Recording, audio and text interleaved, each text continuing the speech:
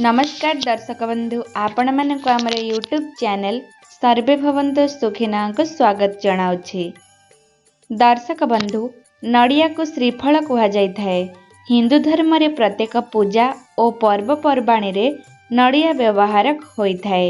किछि नड़िया भितरे गजा बाहरी थाए। एहाकु भगवान शिवंकर आशीर्वाद बोली माना जाइथाए।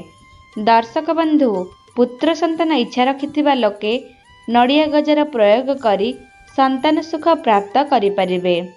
जदि आपण पुत्र संतान प्राप्त करने को चाहछंती ताहले आपनकु सोमवार दिन गोटे उपाय करने को हेबो। दर्शक बंधु सोमवार दिन सकाळ उठी स्नान सारी नुआ लुगा पिंधंतु। एहापरे भगवान शिवंकु स्मरण करी गोटे माला नहीं ओम नमः शिवाय मंत्र जप करंतु। भगवान शिवंक पाखरे नड़िया भोग लगाई घीयर दीप प्रज्वलन करंतु। एहापरे नड़ियार गजा बा खाली नड़िया भगवान शिवंक पाखरे अर्पण करंतु। शास्त्र रे भगवान का पाखरे नड़िया अर्पण करिवार अनेक मान्यता रहिछि। तापरे संध्या समय से नड़िया को गंगा जल रे बुड़ाई रखंतु। पर दिन अर्थात मंगलवार दिन भगवान हनुमान का नाम स्मरण करी सेही नड़िया को क्षीर सहित सेवन करंतु।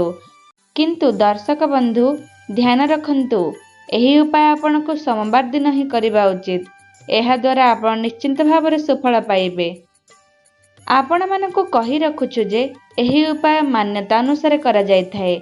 जेउ लोकन को अनेक प्रयास परे मध्य पुत्र संतान प्राप्ति होई न थाए सेमानक पई एही उपाय अत्यंत लाभदायक साब्यस्त होई पारे। आजिकाली पुओ और झियो मध्य कौनसी भेदभाव नाही। किंतु जो लोके पुओ बा झियो संतान प्राप्त करने को चाहछंती सेमाने भगवान शिवं को स्मरण करी एही उपाय करिपारिबे। दर्शक बंधु आशा करुछि आपण मानकु मोर आजिर ही विषय वस्तु को निश्चय पसंद आसीथिबो। तेणु एहाकु निश्चिंत भाव समस्त को शेयर करंतु। जदि आपण मानक मोर भिडियोटी पसंद आसी थाए तेबे आम चैनल को लाइक शेयर और सब्सक्राइब